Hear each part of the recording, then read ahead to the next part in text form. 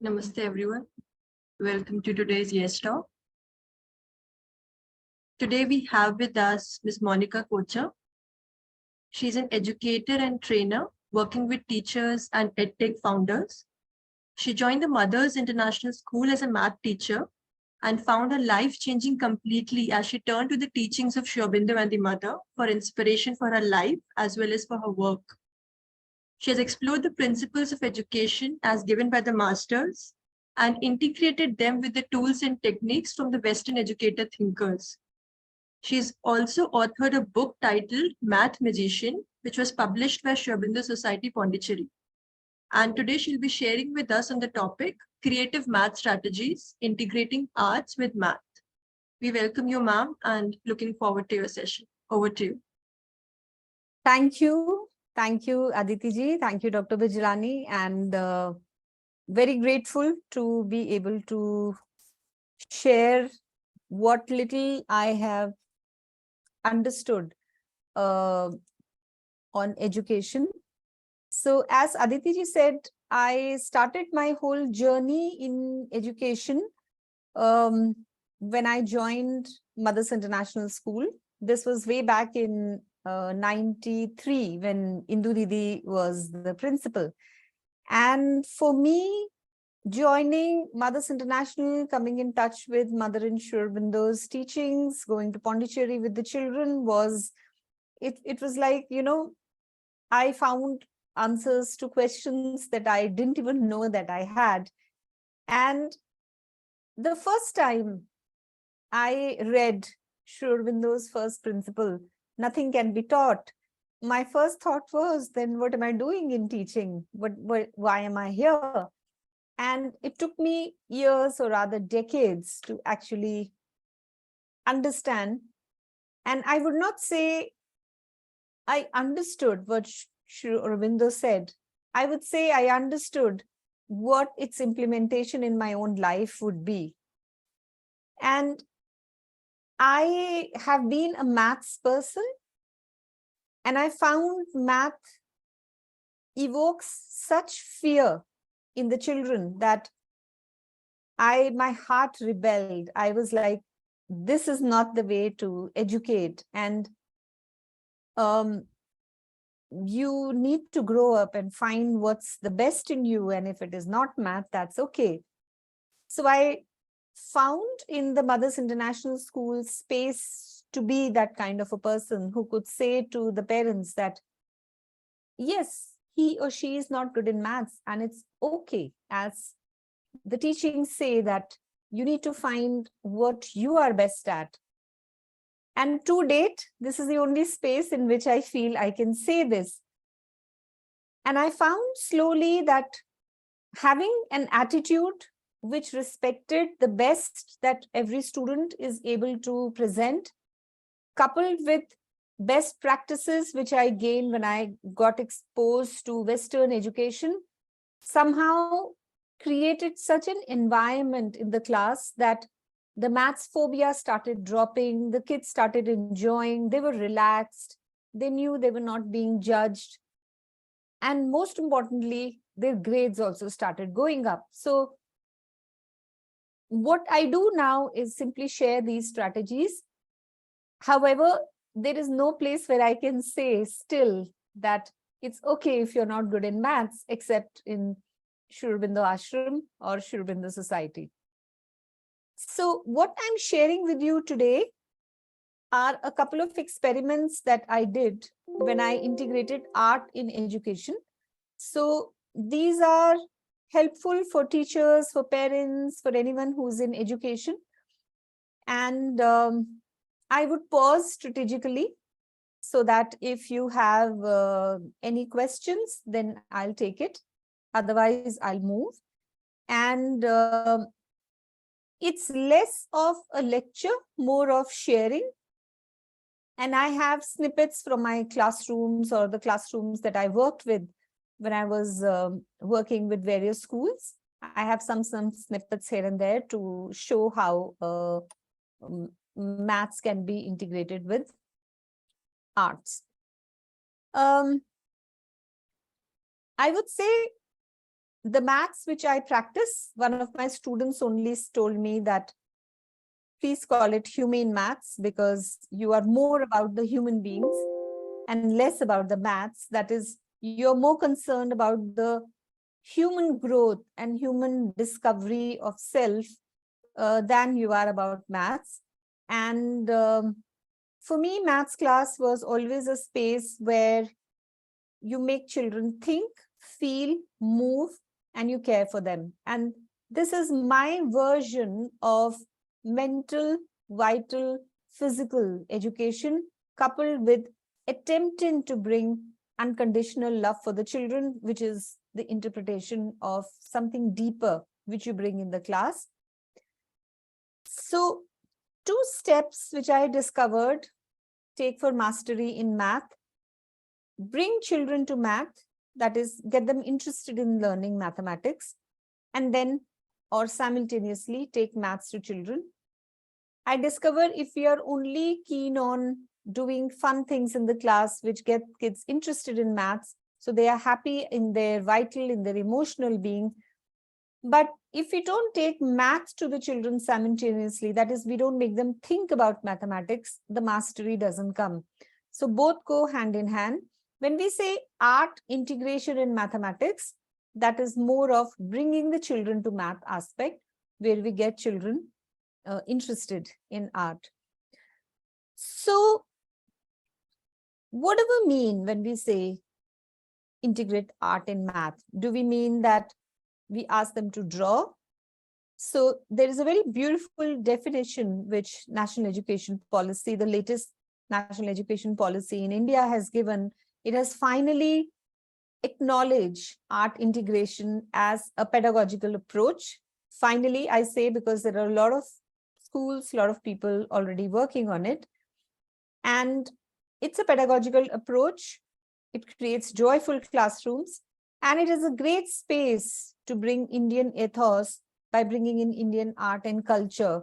And I would say in a similar way, it can bring any country's art or culture into the maths classroom. So NEP describes this very beautifully as a pedagogical approach, which is cross-curricular. And it also says, it classifies it as constructivist learning approach in the sense that the children are constructing the meaning in their minds when an ambience is created where art is integrated. And that is how I understood finally, for my interpretation was of Nothing Can Be Taught, that a teacher is creating an ambience, an environment where learning can happen. And art integration is one of the very good ways of doing it. So dance, drama, music, visual arts, these are the 4 art forms which can be integrated with maths. And I'll give examples of each from classrooms, some from the classrooms I work with and some which are taken from YouTube. Why should we integrate art in maths? So this picture is from schools in Pondicherry, one of the schools. I used to go there when I was working with Azim Premji Foundation, Puducherry, in the Villupuram district. And we used to go to schools. I would work with the trainers in the Azim Premji Foundation, and then we would go into the villages, into schools to see how the work is happening in the class. And this is a girl who is drawing birds as her favorite thing. And through that, she's demonstrating her understanding of numbers. So art integration simply brings joy in the class. As Jiddu Krishnamurti once said, can you bring a child to joy through geometry? So art integration brings joy of learning. The kids are active. The classes are very creative, innovative. Biggest thing I found when art is integrated, by as little a thing as coloring, as this boy is showing, the math trauma is certainly impacted and is resolved. And it's easy to apply. It's not something rocket science. There can be some very simple ways it can be brought into classes. So which art forms do we use? We can use dance, drama, music, visual arts. And I'll show maybe 1 or 2 examples of each, starting with dance. After each art form, I'll pause in case there are questions that the group has. Most welcome to stop me, and Aditi ji is there in between. If anyone has a question or hand is raised, please pause me, so I'll take that up. So here there was Sri Aurobindo Society School in Patiala. The teachers there told me that our children don't like tables. And we have done all the conceptual clarity, everything, but at some point, the children have to learn. They have to just learn what tables are, at least till 9. So I introduced, when I say integrate dance in maths, it doesn't mean any dance form necessarily. It means body movement, and I'll show you what these children did. This video sound is a little loud, so if you have earphones, just be a little careful.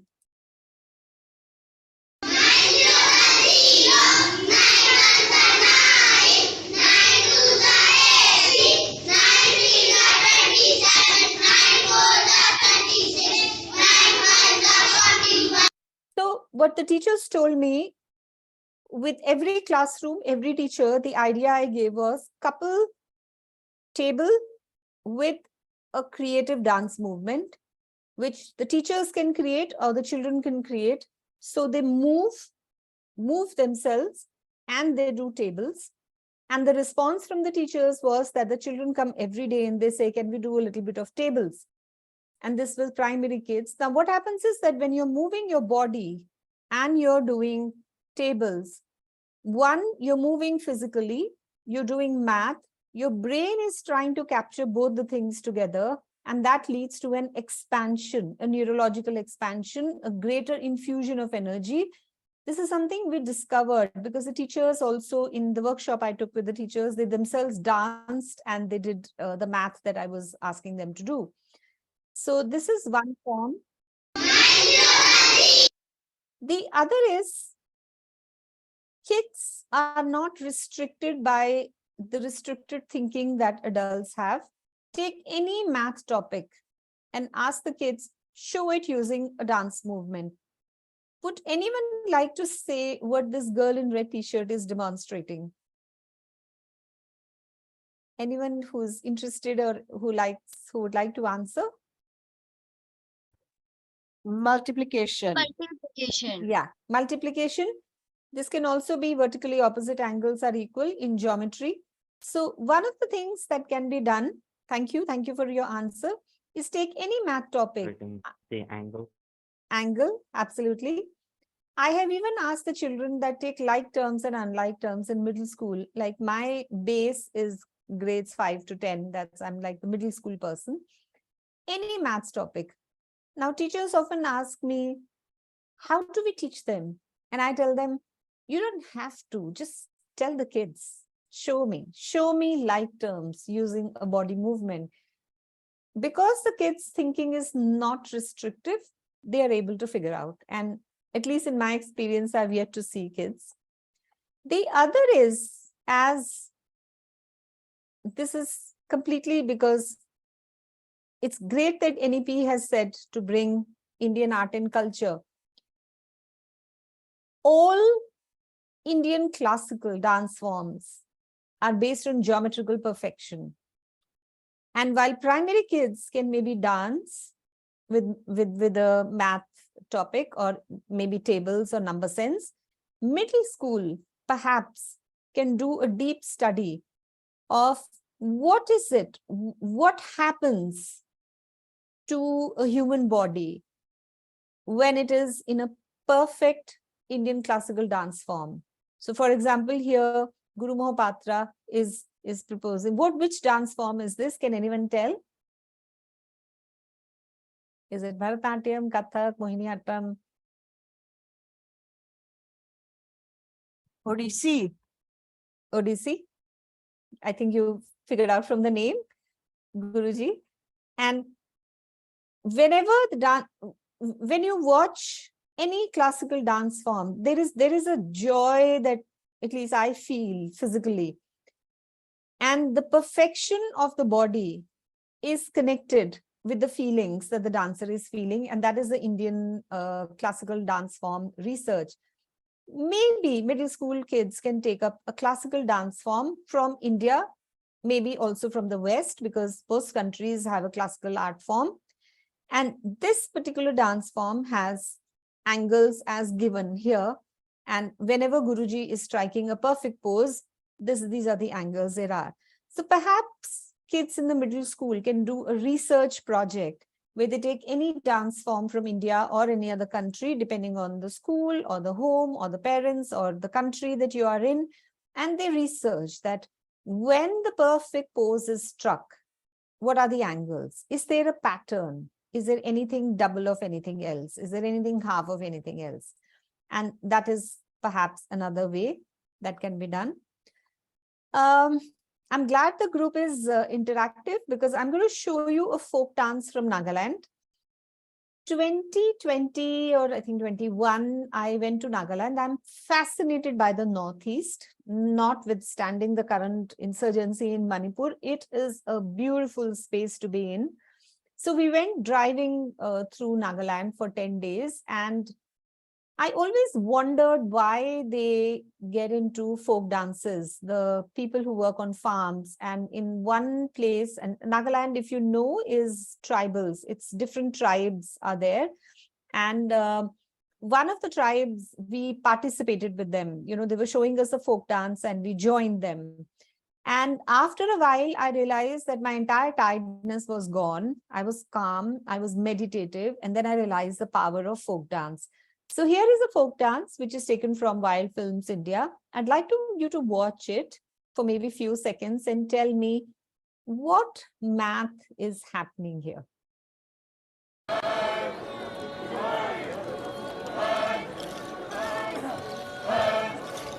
The Angami tribe is one of the major tribes of Nagaland.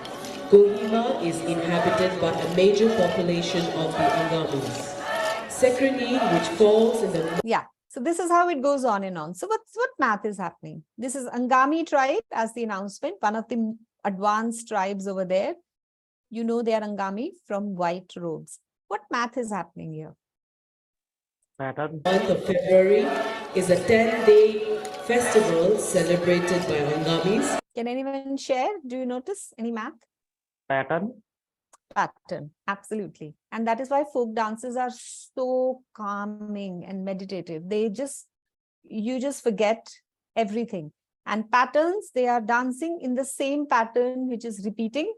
So you can give kids any pattern and say, can you form a dance?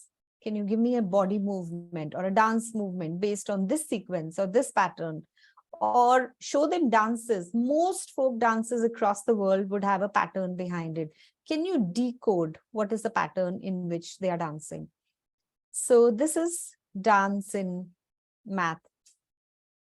Any questions before I move to how drama can be integrated? Or any thoughts, any comments? I'm showing you things which can be done both in schools as well as at home, where family can get together and do a math dance. No, I'll move to drama. So here, I always hear that, things like art, dance, drama can only be done in urban schools, and who has the time? And so I would like to show a few seconds of a government school classroom. This is in Hindi. So this is a website which has work from nooks and corners of India in education. In this secondary maths class, the teacher asks his students to perform role plays that show how the maths they have learnt relates to everyday life. The class are consolidating what they have learnt previously about surface area and the volume of solid shapes. जो groups हैं हमारे पास में कुछ एक इन्होंने अपना लघु नाटिकाओं के द्वारा इन चीज़ों को दर्शाने की कोशिश की है। ग्रुप 1 जो आपके सामने है, इन्होंने एक नाटिका बनाई।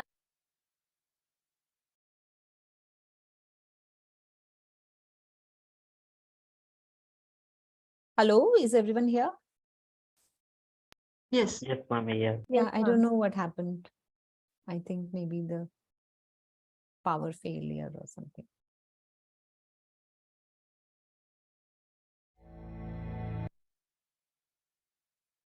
Teacher asks his students to perform role area and the volume of solid.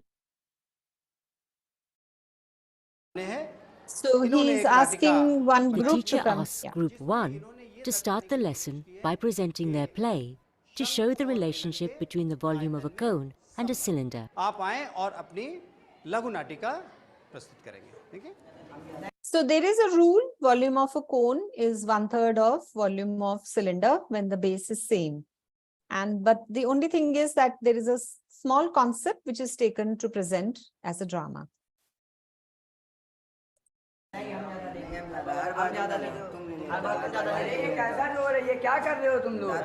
Imaginatively, the students use a family dispute to illustrate the idea.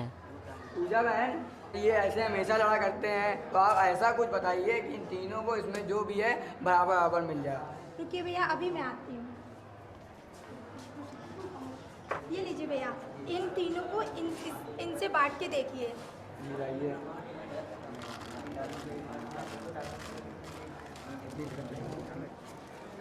ये लो तुम।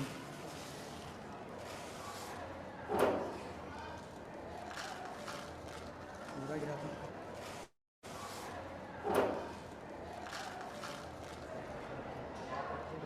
ये लो तुम। देखो भैया, अब ये खाली हो गया। लेकिन बुआ जी आपने ऐसा क्या किया जो तीनों लोग को बराबर मिल गया? एक ऐसा शंकु बनाओ, Teacher has confidence in his students and trusts them, so he stands at the back of the class to watch the role plays. बच्चों ने एक समूह में नाटिका प्रस्तुत की, छोटी सी, जिससे The teacher explains that Group 1 has shown the volume of a cone to be 1/3 that of a cylinder of the same width. बात समझ में आ गई? ठीक। So this is one concept which is in the senior school classroom, which the children have presented. Now, when I share something like this with the teachers, they often ask me, well, how am I going to do it? I don't know how to do it. Where am I going to do it? And I always tell them, just give it to the kids. Just ask them. You just have to tell them, okay, here is a concept. Volume of cylinder is 1/3, is 3 times volume of a cone. How can you teach this using a drama? How can you convert this into a story? Maybe give them boundaries. Kids need boundaries. Tell them you have got 10 minutes to prepare the script, and then maybe another 3 minutes to come and present the drama. And maybe different groups can have different concepts or questions, and they come. But like the audio said, the teacher has to be confident of the children, that the children will be able to do it definitely, and then proceed.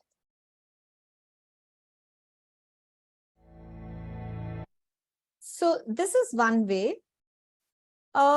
Another way to do this, which is slightly jazzy way, could be when few teachers get together, as we tried it in one of the schools that I was working in. And I just took all the pictures, I gathered all the pictures and converted it into a video. Choose a story which has math. Tons of stories are available on the internet. So here is a story which I found in a book where I gave to the kids, where the story is that there are few children in a family, they have to find weight of the sofa. And they have just a small weighing machine. So how do they do it? And the solution that the story has, that they stand on the weighing machine with the sofa one after the other, and then they subtract their weight. I don't remember the whole story, but it's something like this. So I gave the story to the children. I said they used a lot of math to solve it. And then we involved other teachers into it. So the English teacher, she helped the children to write a script, because I asked the children that you have to convert the story into a drama. So it turned into an interdisciplinary unit where 3 teachers were involved. So the English teacher taught them how to write the script, and then the drama teacher supervised their dramatization of the story and also came with her students to review. And the children presented the story And then they asked math questions to the audience. This is like a mega way of, I was teaching in an IB school when this happened. So I wanted to show you the two parts of the world that it can be done whether you are a single teacher in a government school classroom with 30 kids, or you are teaching in a swanky IB school with just 18 to 20 kids in the class.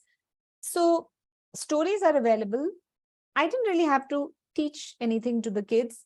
I created an ambience, which is my understanding of nothing can be taught. That I told the children, here is a story, here are your groups, work within your groups, and clear instructions were given. And then I stepped back from the kids, and the rest they did themselves. So this is another way of doing drama. Any questions or thoughts or comments here? If anyone has tried, if any one of you in your education space who you would like to share.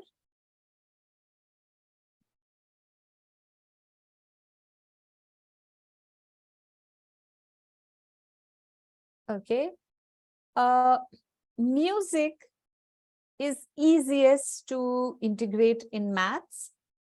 Music integration can be by looking at math in the music. So which fractions is Western classical music based on? Which harmonic frequencies are used for jazz or rock? What kind of a number sequence is used when a tabla player is starting to play in a particular raga? All of this has numbers behind it. But when I talk about bringing in music, I simply mean get the kids to use music to do a bit of math. So here is a video from an international classroom. I'll show you a small clipping of it, where the children were given a project that present your understanding of BOD-MAS concept as a dance and a music coupled with dance. Yes, no, up to them, but certainly they have to sing. It's a recording studio, people. Bit of respect.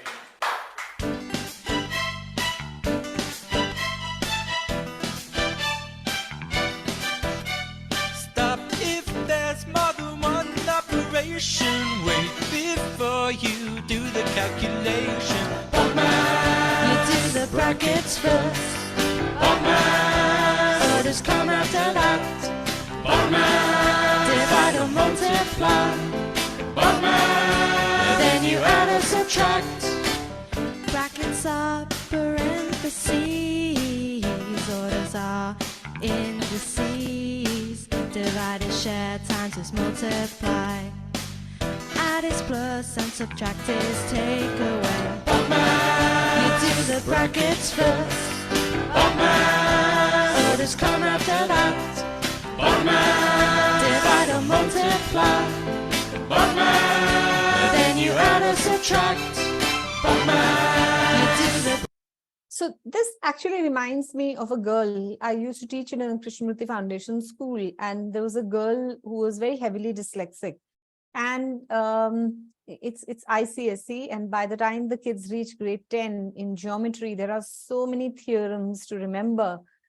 And this girl could not, because she could not read complete sentences. And what she did, she was a musician. So she converted every geometry theorem into a little song. She brought her guitar, she set it to music, and she simply played. And the beauty is that I used to see her in the tests, in the exam, in any assessment, classwork, homework. She was hummed to herself. So when children sing mathematic rules, they seem to remember them. And I tried it with most of the tricky concepts. Let's say minus into minus is plus and minus into plus is minus. And I found that when children convert it into songs, I saw them humming to themselves in every assessment, classwork or homework. So there is something about music and the parts of the brain that it triggers that the kids just remember it. This is the picture where I asked the kids that, okay, you've learned these schools of negative and positive multiplication. All I asked was, make a song, put it to music and sing. So the confidence which we feel that when we tell the children to do it, it's unbelievable. The other thing that can be done is bring a music teacher. That's all one needs to do. So let's say in a classroom, the tabla teacher comes and plays tabla and then shows how the beats refer to the number sequences. We once went to a music teacher's room who played a lot of Western instruments, and he showed us how, and the harmonic frequencies that I talked about. This is, I mean, it wasn't a lesson that we understood most of the things, but what we understood was the more classical the music, the simpler are the fractions which are used.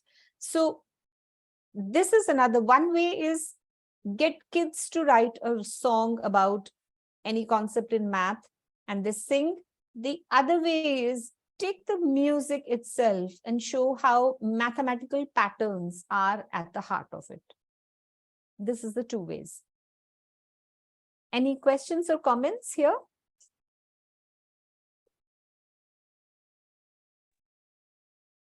Ma'am, I wanted to just add, sometimes what happens now in the classroom, teaching mathematics only, it gets very boring for the students. So I think music and art we can do with that. Yes, that's So right. that helps. Absolutely, you're right. Kind of breaks the monotony of the kids. So somehow we have to break the ice with the students, and then they will be interested in that. Beautifully said. We have to break the ice. First time I told the kids that let's do a bit of art. They were like, art? But you are a maths teacher. So I said, no, but we're going to do art. And by the end of the year, the kids were saying that I have understood that knowledge is one, that the books break it into math, art, science, history. Also, ma'am, sometimes the students will ask me like, sir, do you know Japanese, Germans, like that? So they like to talk in different languages also. So like I Sorry, say that again. They like to? language, like bilingual students like to interact in more than one language in the class. So they are more interested in international language. They will ask that, do you know Japanese? I'm learning Spanish. They will be telling about themselves also. Okay. So what do you do then? Well, how do you do? What do you do? Yes, so we can interact with like 1-2 sentences with them in that language they are interested. So we can ask them, how do you spell this in Japanese? How you doing this? So they become very happy. Yeah, so it builds a very beautiful relationship. It's great to know. Thank you for sharing that. So the last bit here is visual arts. That how do you integrate visual arts? And this is something I would say, if nothing else, if just visual arts is brought in the maths classroom, the tyranny of math, the way it is placed as like the top subject and feared and everything, it just goes away. Simple, plain and simple art, which can be simply by bringing some colors in the maths notebook, some colors, or the teacher dropping the red pen. Red pen is now officially classified psychologically as an instrument to instill fear in the kids. But otherwise, I would show you some project that kids did.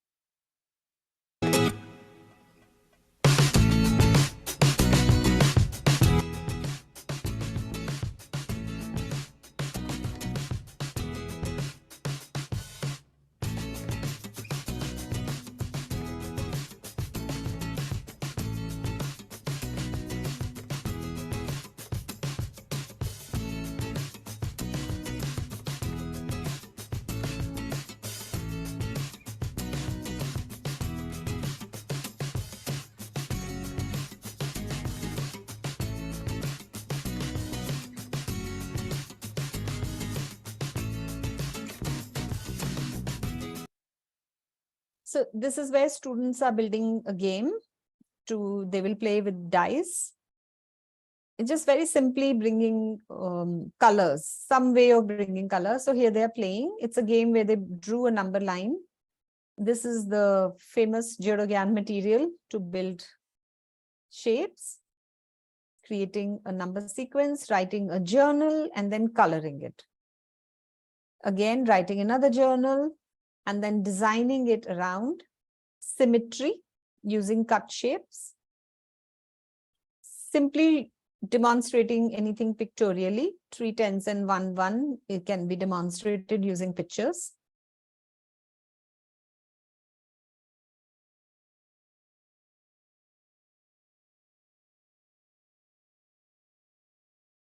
Girls showing geometry and art. These were girls in the slum area in Delhi, where they demonstrated a word problem using pictures. Word problems can easily be solved when there are pictures. So these are some simple ways in which art can come in the notebooks. Other than that, I found a beautiful illustration from an author. Her name probably is below the slide. So she said, if you want to implement art, children go through geometry in 4 stages. They do point, they do line, they do 2D shapes, and then they do 3D shapes. And at each step, a bit of art can come. When they are doing points, so this is a project, the kids took the rough paper or the waste paper, tore it into small pieces, called each and every piece a point, and then they drew an artistic illustration. When you do line, just use all possible lines and angles and draw something that you like. If you like a city, draw a city. If you like a car, draw an a car, but the condition is that you're using all sort of lines. This is something that we did, plain and simple rangoli, which is used in most parts of India. So we told them the condition is that we want to see geometric shapes there. And this is a project where the children designed 3D shapes and then they came and introduced them. It's like, I am a cube. I have 6 faces. I have these many edges and these many vertices, and so on, the way they wanted to. So the author said that at every stage of geometry learning, starting from kindergarten, pause for a little bit of artwork. This is what seemed like a very structured way of implementing art. So any questions or anyone wants to share if you have done art in classes? It's a common strategy which many creative teachers use. Or any comment? Yes, ma'am. Anji. I was doing symmetry, and then that symmetry I had to show art. So we used to do in our childhood, we fold the paper, and on that folded line we put some drops of color. And then we fold it and then spread it out. You can see a symmetrical figure. Absolutely. That is a simple way of bringing art and symmetry. It's a great one. So I'm almost at the end of this, that how do we ensure quality work whenever we ask kids to bring any of the art forms in math? My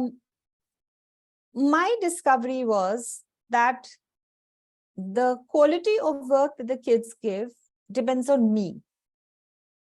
How clear am I in my mind as to what I want from the children?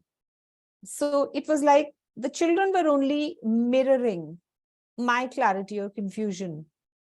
And it took me a long time, and I realized that instructions need to be so clear, like a task sheet given to the children, the steps which are given to the children should be so clear. Otherwise, it doesn't work out. So I discovered there were certain steps you can take. Have a very catchy title for the kids. For example, what ma'am just described, symmetry, we can say, okay, ink blot math. Some kind of a very catchy title is needed. Give a description. In this class, we will be using ink to create symmetrical objects in a very artistic manner. Set the time limit. The vital, the emotional part in us, the psychological part in us, it requires boundaries. So if it's shared with the kids, okay, you've got 7 minutes to do this, and then you've got 5 minutes to do this. It also works because time is always an issue in a classroom. very clearly what is the material required so that they don't keep coming, they don't keep running to the teacher. Should I do this? Should I do that? Do I need this? Do I need that? Instructions, if it's a homework, instruction for parents should be there very clearly. Are parents supposed to be included, not included?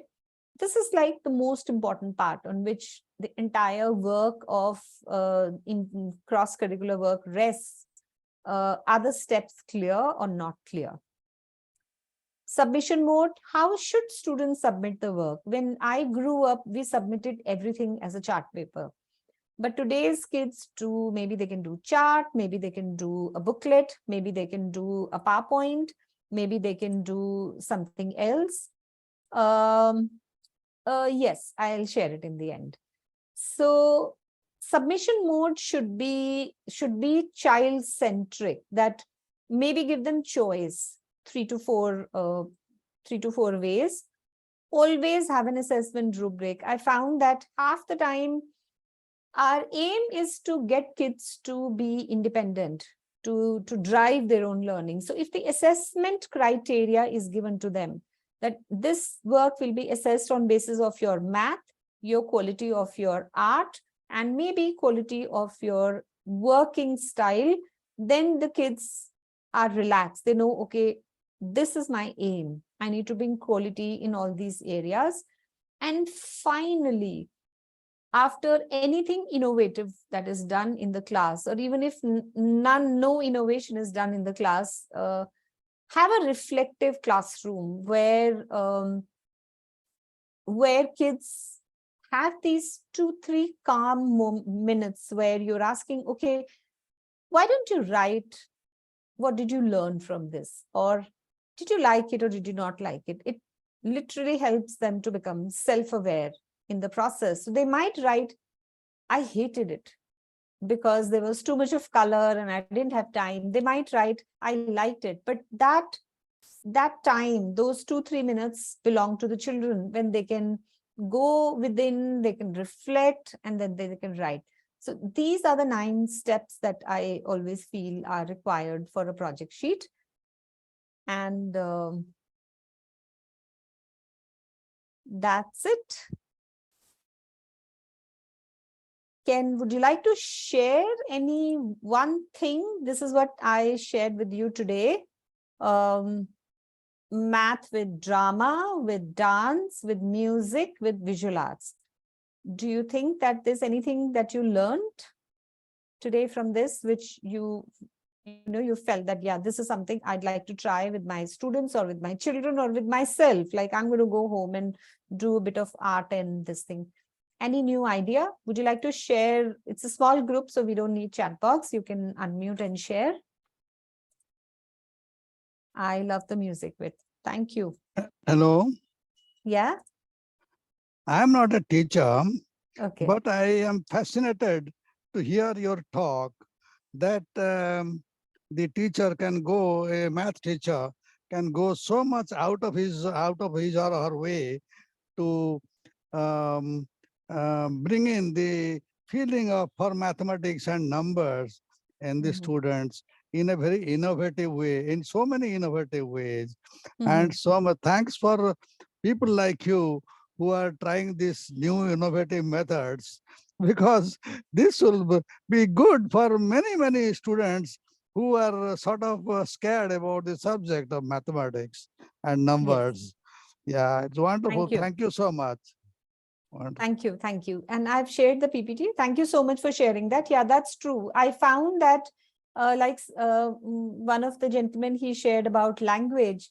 I found that not just me, a lot of us have discovered this, that if you bring arts and language in the maths classroom, there is no space for fear, because most of the students who are afraid of maths are the ones who are artistic or they are linguistic dominated. So they are on the right side of the brain. So when the logic in math is combined with the artistic side, it becomes a whole brain class. And when the whole brain is activated, the brain likes to learn. Would anyone else like to share anything? Yes, ma'am. I like the idea of that volume area. Yeah. Where it has to be dramatized. I have to start with that lesson in the next week. So I was thinking on those lines, okay, volume can be done like that. I can do area as well. Right. You can do area as well. I think I should be giving them time before I start. Maybe 1-2 days. You can give them 1 day if you're doing it for the first time. Explain to them a little bit. Maybe also tell them that there is a left brain and a right brain, and we'd like to bring a whole brain class so that the kids are ready for it. They are not taken by surprise. Once you are used to it, once the kids are used to your innovation, you can just give them 2 minutes notice. Yes, ma'am, I'll try this. I'll try this and get back to you. If I don't know how do I get back to you, but I'll try this. I think Aditi ji can help. Maybe you can write to them, to the organizers, and she will be able to help forward. But Yes, anytime, most welcome to. Yeah. Ma'am, thank you. You can conduct more workshops like this. We'll be happy to be at home and attend them and give you the feedbacks. Great. Thank you. Thank you. Yeah. Aditi ji, please help us. How would they be able to share? You just share your email ID on the chat box so they can write to you. Yeah. Okay, I'll share my other ID. It's just very simple, humane@gmail.com. I hope the spelling is humane@gmail.com. So please share. It will be great to hear from you. Yes, sure. Yes. Yeah, there was one more hand up. Yeah, Sangeeta, you would like to? Hi. Okay, so Monica, I've got a question. Sure. And that is that, you know, when you said that you have to be very clear about what you I wanted to clarify this, what you want from the children in the class, or you just have to be clear about the structure, because obviously you are projecting a mental structure onto them, maybe not verbally or visually, but you are doing that mentally. So how structured is that? Because then where's the space for them to also be creative and really allow their stuff to flow through? Okay, that's a great question. You need to be very clear on what do I want from the kids. Now, if I want from the kids that their creativity should flower, then I should be very clear. I want their creativity to flower. But in order to do that, I need a very loosely held structure. And I also need to bring a bit of math, because it is a math class. So I need to be able to create a structure which gives them boundary so that they are not all over. At the same time, they are free. For example, let's say I take a middle school concept, and I would say we are going out and we are going to measure height of the building without climbing it. And all you have is a ruler. So I've given them a little bit scaffolding, and I've said, now figure out how do you do it. Now, if they are stuck, I would say we are doing ratio and proportion. So now think, what would you do? And then how they come there is up to them. So some of them discover, if I do this, if I measure this, if I do that, I get it. The other way their creativity blossoms is when you are done, present your work. How you present it is up to you. And that is, for me, that was always a moment of wow, because I've seen kids taking a video of themselves working. And I would say all I want is evidence of work. I would just like to see. So I need to be very clear what I want out of them. And then I try and put it as steps for them. And the thumb rule is, if a child is coming to me and asking, what do I do here? There's something wrong with my sheet, something is wrong with my instructions. So it took me about 1 year, and I realized that my mind needs to be, it's like work on my own mind. My clarity transfers to the kids. No, that's for sure. But the other thing is the caution to not get them to copy and paste everything that you're projecting as well. Not at And all. that's So, the thing. so that I'm careful by not giving them how to do it. For example, I'm saying I would like a rangoli and there should be geometrical shapes into it. Now they will go, they will research what rangoli is, they will discover its symmetry. They can use their smartphones, laptop, they can go to the library. So there is a lot of space, but there is also a very loosely held boundary, which I need because I'm working in a school which is very highly progressive, but I am also working within boundaries. I know. I've also taught at Mothers International in Delhi, so I know. Okay. Okay. Yeah. Yeah. Thank you. Thank you so much. Great questions. Thank you. I would like to thank you, ma'am, for the session, and I received the PPT. And also in the morning time, in the afternoon time, my friends were telling that you had a session in Kunz Capsculum also. Yeah, So they yeah, were- I went there. Yeah. so Okay. I did not want to miss the evening session, so I joined. Okay. Okay. Yeah. I was in Kunkapskolan. I worked on CRA with the grades 3 to 5 teachers. Thanks. It's always nice to have an interactive group. All right, if there are no more questions that maybe Dr. Bijlani, if you would like to say a few words.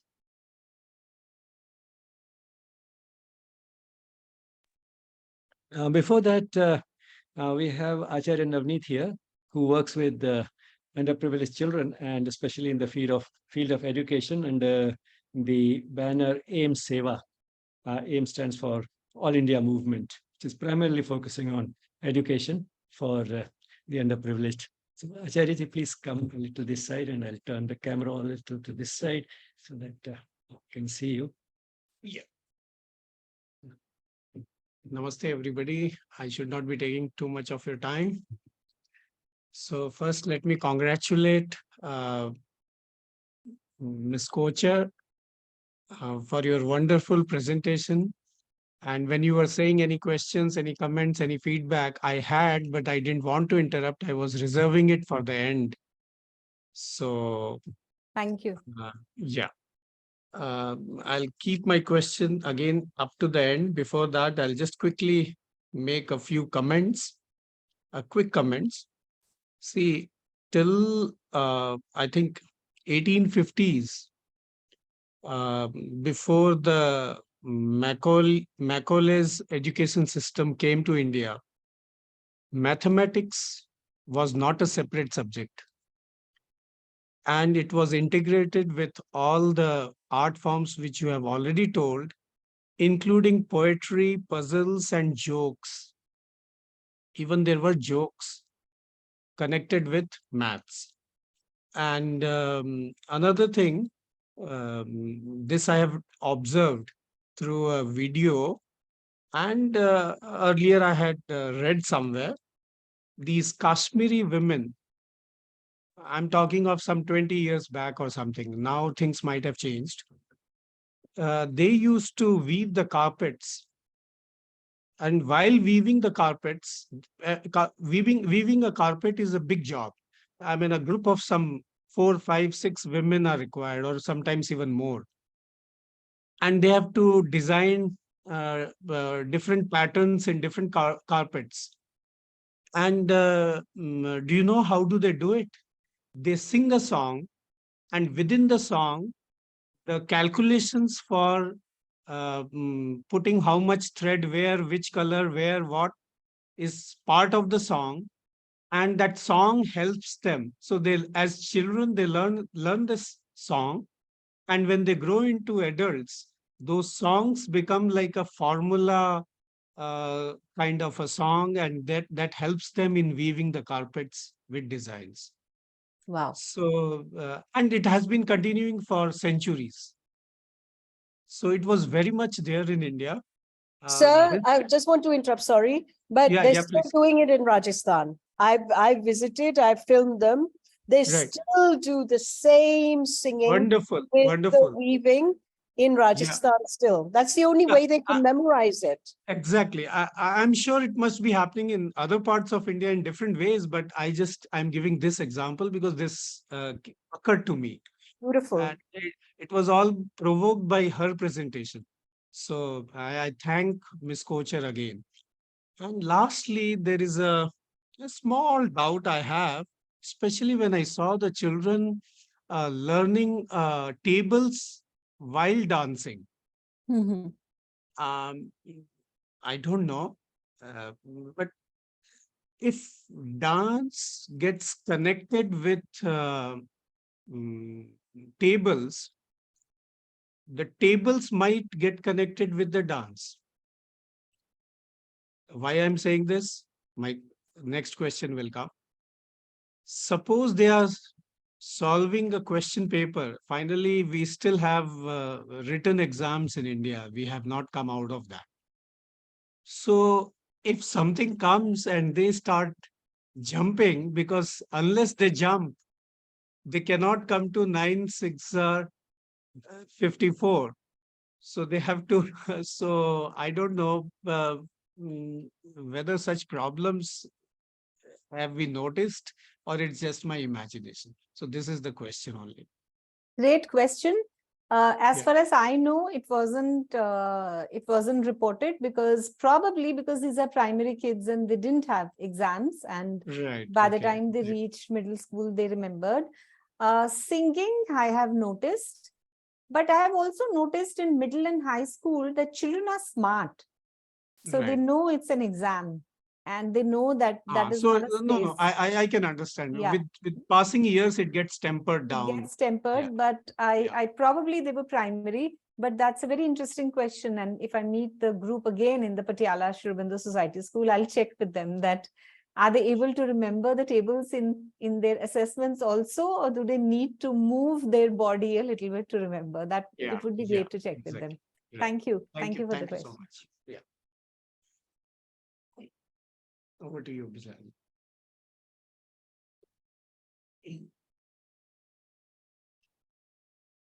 Thank you, Acharya ji. Well, to call you a math magician is not one bit an exaggeration.